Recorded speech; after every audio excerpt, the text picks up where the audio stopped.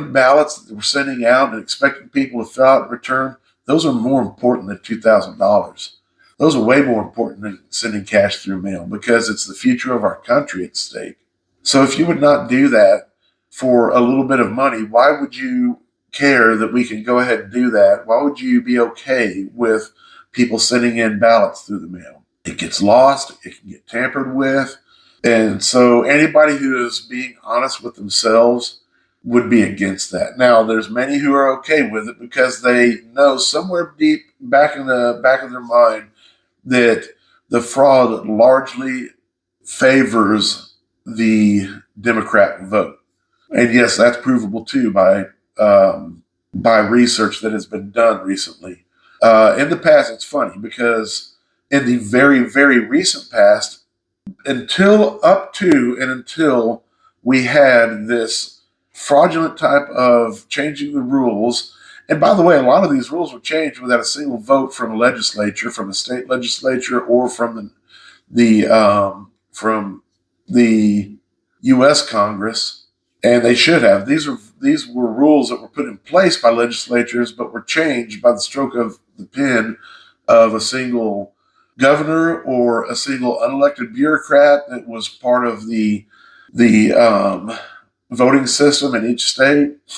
There are so many of these that were changed that were not even changed the right way, which is just another reason to call this fraudulent. But up until all of these rules were changed back in or around 2020, voting by mail was by a large margin, very large margin, favored the Republican vote.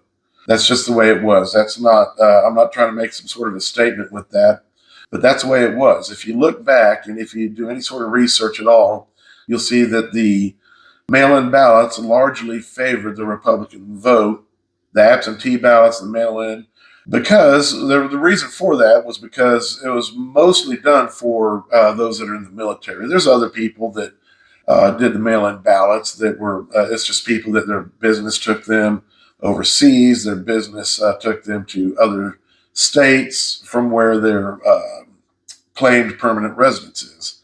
So there's a lot of reasons it can be there, but by and large, the biggest reason was those who are in the military, whether they're stationed in other states or overseas. And the military has traditionally always voted towards more conservative or voted more towards the Republican Party. But somehow, miraculously and inexplicably, in 2020, that mail-in ballot has swung towards Democrats by something like, depending on which research you may look at, something around 4-1, a 5-1 margin. Now, I'm not saying that things can't turn from one to another, but there has never, now I want you to go look at this. Don't just take my word for it. There has never in the history of voting been a demographic that has swung by that much from one to the other in voting.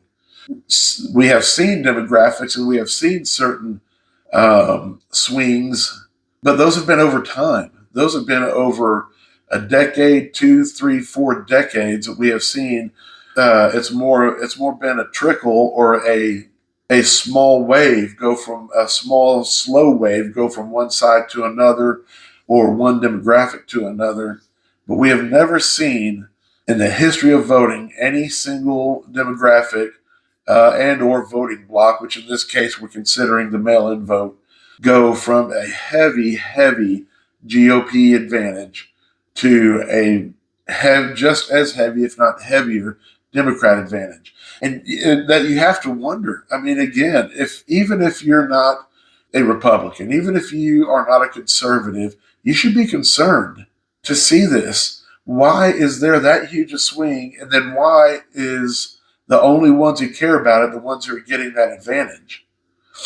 And I'm telling you, the reason is because there is fraudulent voting going on. And many of you out there, you may pretend like you don't know what's going on, but somewhere in there, almost everyone out there knows that it's going on. It's just the ones who say that they don't believe it, or say with their mouth that it's not going on, that the fraudulent voting is happening, that they say it's not happening. somewhere in there, they know it really is, but they're just okay with it. And that's why they're saying it's not happening. But to those, I want to give this warning. And I mean this sincerely. If it's happening now and it's happening against the things that you care about, or excuse me, if it's happening against those that the beliefs and the things that you don't care about, and it's in your favor, in other words, it's only a matter of time till it's going to be not in your favor in one way or another. You have some sort of beliefs, you have some sort of scruples about certain subjects that you will eventually get caught up in that too, and that fraud will affect you negatively. I honestly want you to think about that. You don't even have to outwardly discuss it right now, although I wish you would. But even if you don't, at least think about how dangerous this is. It's crazy to me because this kind of open, and it's open fraud. It's just that we're not talking about it in a certain way, so we kind of pretend like it doesn't happen. But this kind of open fraud used to only happen in banana republics and dictatorships. And it was, I remember thinking whenever I was younger and seeing this happen in other countries, how sad, how ridiculous and sad the populations of these places are just allowing this to happen as if they're children that don't know better. And that's the way we're acting now. We're acting as if we're children that don't know better. If we just don't talk about it, then it's not happening. Well, it's not affecting me negatively, so I'm just not going to say anything. I'm going to join the masses who are pretending that everything's just fine. But it's only going to be like that for a certain amount of time before it negatively affects you. And by the time you finally realize that, it's going to be too late. It's going to be too late. So I really just want to end with this. Look, everybody get out there and start discussing this. And I want you to start researching. Don't just Google. Look, I Googled some of this stuff, and Google is trying to cover it up. All that it comes up with is left-leaning, progressive points of view, like literally. That's all that comes up in the first several pages is all of the normal NPR progressive type articles. And once you get down a little further, that's when you see actually people thinking and not just spouting off talking points. And again, using the rhetoric that is meant to be insulting, and they're trying to insult people into not talking about it. Don't let that work on you. Don't be one of the ones who's going to be embarrassed into not talking about it. That's very weak. Don't do that. Speak up and stand up for what you know is right. Well, that's about it for me. I've had a little bit of time talking about this. It's something that is very important because look, if we don't change this, if we don't stand up and put a stop to it, then it's going to get worse. It really is. Once we allow a certain group, the so-called elitist, the ones who think that they're better than the rest of us, it's that small minority. Once they are able to have that kind of control and to where they can do whatever they want with the elections and get away with it, then we're done. It's over with. We're cooked. And again, by the time more and more people catch on and finally decide that they want to talk about it and do something about it, it's going to be too late. So don't let it get there. Start with it now. And also, one of the things, real quick, before I end this, one of the things that we can do immediately, because it's a little bit late to pressure the legislatures of the states to get rid of these stupid, idiotic rules. It's a little bit late for this election, but one thing we can do is if you are against this, if you are someone that doesn't want it to happen, get your friends and family and neighbors out there to vote. To use another coined term, make this too big to rig. Make it too big for people. They're going to cheat. It's going to happen. They're going to try it. They're going to get away with it.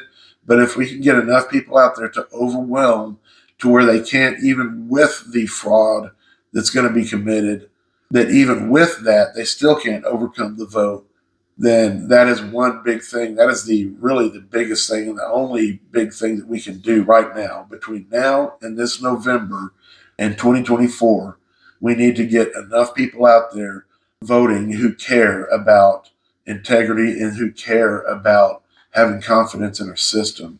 So start spreading the word. Share this podcast.